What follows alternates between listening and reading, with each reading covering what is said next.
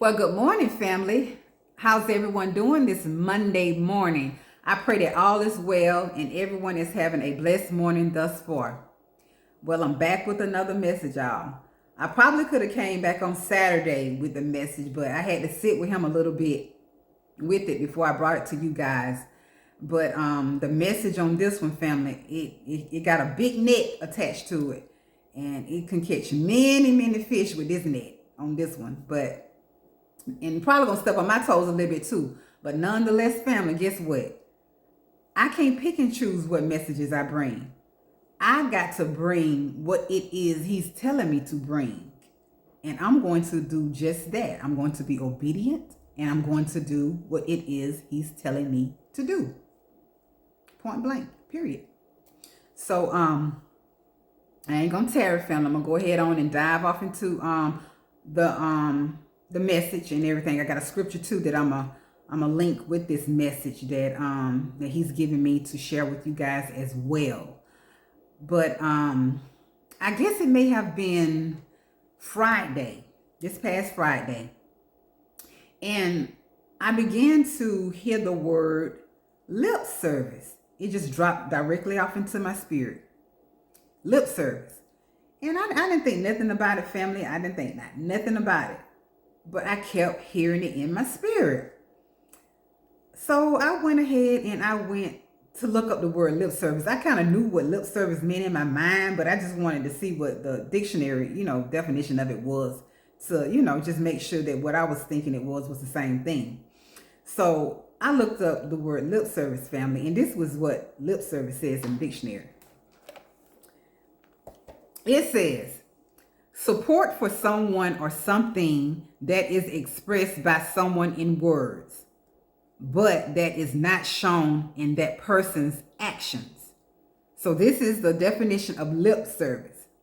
I'm gonna need y'all to catch this in the spirit now. And so some of the synonyms of what lip service means is empty talk, hollow words, hypocrisy, hypocritical respect, and insincerity. That's what the word lip service means. So, I read the definition. I still, something it still didn't dawn on me like, okay, lip service, okay. And so I just, held on to that word and just let it, just sat there in my spirit. So on Saturday, I was in the middle of watching a movie.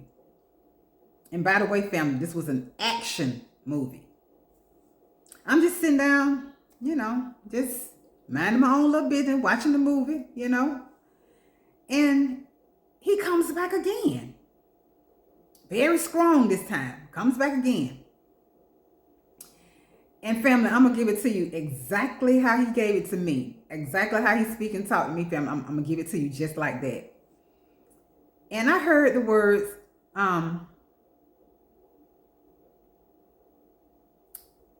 lip service done played out. I'm ready to see some action. Okay. Lip service done played out with me. I'm ready to see some action. So family, it kind of left me, it kind of was kind of funny in a sense too, because, the Lord is the Lord. He's a straight shooter and he don't miss. He's straightforward, he blunt, and he don't care whose toes he step on. He don't care, family. He do not care. But what was so funny about it to me was the fact that I'm sitting here watching an action movie and he's speaking on action. I can't make this up, family. I can't make it up. I mean, the things he do, family, it blows my mind. It blows my mind how he speaks and how he line things up, And the fact that he dropped lip service in my spirit on Friday and he came back on Saturday with the second part of what he was saying.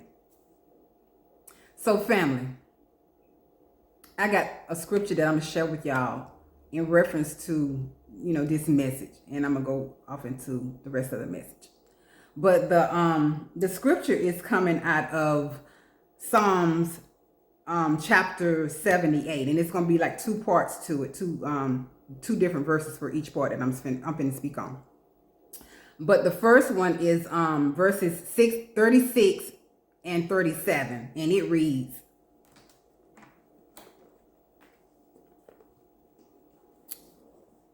"Nevertheless, they did flatter him with their mouth, and they lied unto him with their tongues. For their heart was not right with him, neither were they steadfast in his covenant." So listen, family. In 36 and 37, he's clearly letting us know that whatever it is we're saying, we need to be backing it up with our actions, meaning our deeds, the things that we are doing. And when he spoke to me on Saturday, he clearly was touching on movement. He placed movement down in my spirit as well. And what he's saying, family, right now is that you're going to have to do some moving around. You're going to have to move. You're going to have to make something shake. If your limbs are functioning and you're able to move and do something, you're going to have to do just that, family. It's time out for procrastination. It's time out for putting off. It's time out for just talking about something. It's time out, family. What he's saying, what's going to move him in this season we're in and going forward is your movement, is what you're doing, your actions. Your actions. Actually, he wants your actions to outweigh your words. He's wanting to see something out of you. Not you just sitting around talking about it. He wants you to be about what it is you are talking about. And as I said earlier, I might even step on my own toes with this one because I was slow. I was slow to move on the things he was wanting me to do. But I promise you, family, since I've done just that, since I've chosen to go along with the things he was asking me to do a while back, now that I'm doing them, it's like a weight has been lifted off of me. It's like I'm at peace. I feel so much better than how I was feeling when I was avoiding, what it was he was wanting me to do. So family, I tell you this. No matter how great or how minute it is, whatever the Lord is wanting you to do, family, please just go ahead and do it. You'll feel so much better. And whatever it is you are speaking of and talking about, allow it to line up with what you are doing. And I'm gonna say this too.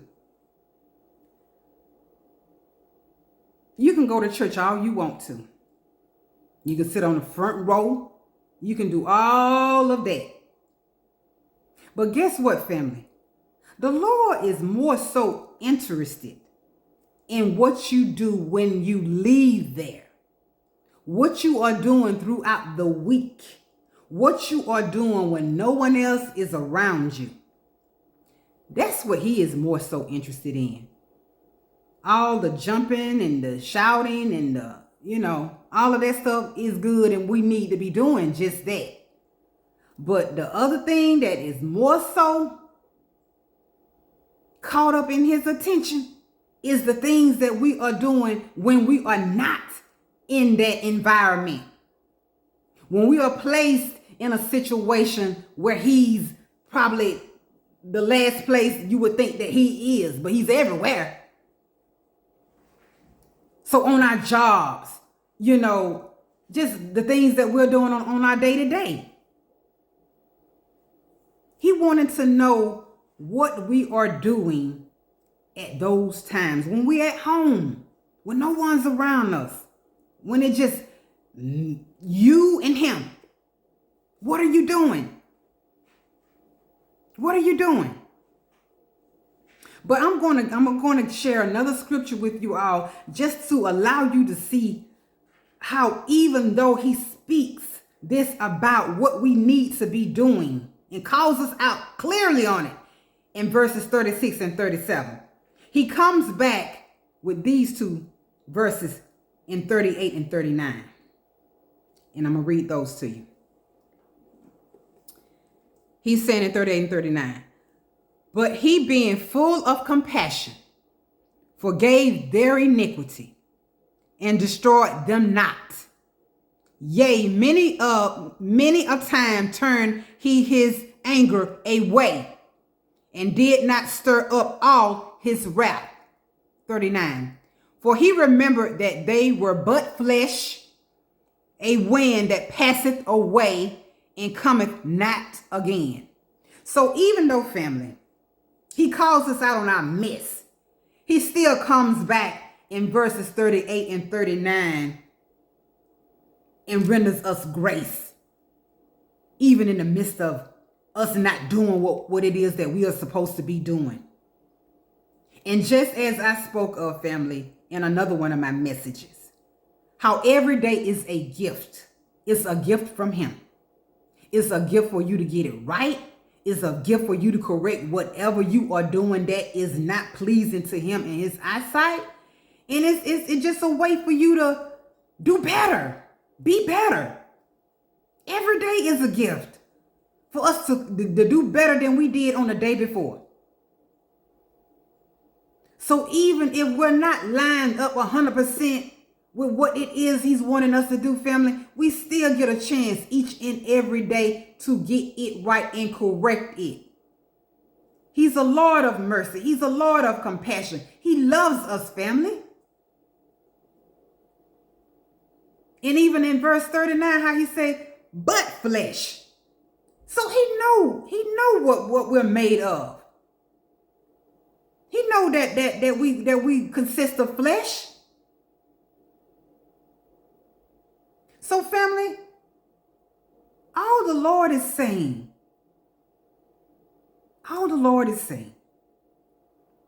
is be about what you talk about.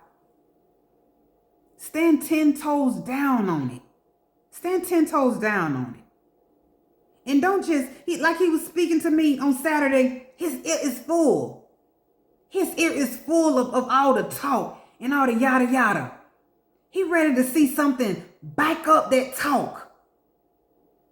He ready to see some moving forward. He ready to see some things being implemented that he's placed down inside of you. It's a lot of visions and dreams and stuff that many of you are holding on to right now, that he's planted down inside of you that you're not moving on. So, family, right now the Lord is saying, move on those things that he's placed down inside of you.